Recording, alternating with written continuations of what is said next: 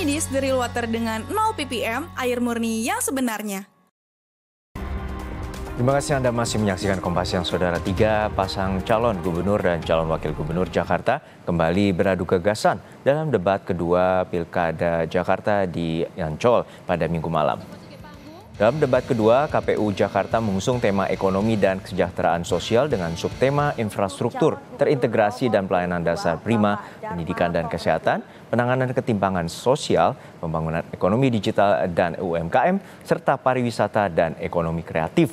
Seluruh pasangan calon gubernur dan wakil gubernur Jakarta kembali meyakinkan warga untuk memilih mereka dengan melontarkan sejumlah visi dan misi.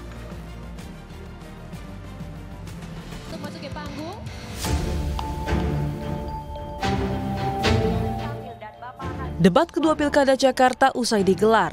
Dengan tema ekonomi dan kesejahteraan sosial, 3 calon cagup dan cawagup Jakarta memaparkan programnya yang paling realistis untuk warga Jakarta. Para cagup Jakarta menebar visi memajukan ekonomi Jakarta lewat UMKM. Dharma Pongrekun akan fokus membina UMKM dan mendorong produk lokal. Sementara bagi Pramono, bantuan akses promosi jadi sarana UMKM di Jakarta bisa naik kelas.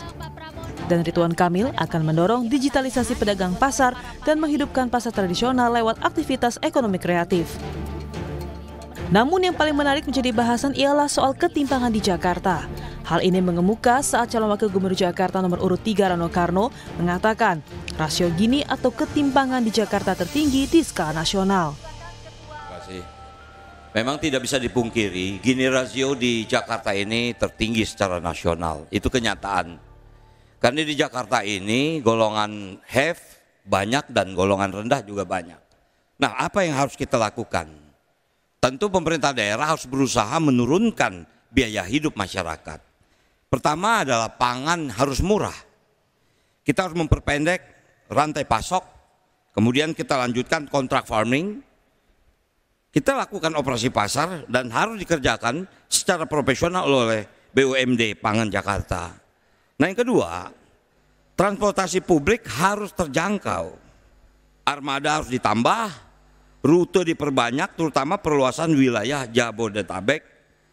Kemudian waktu tunggu harus dipangkas, Transjabodetabek dan Transjakarta ini. Kemudian akses pendidikan harus gratis, KJP, KJMU harus kita utamakan.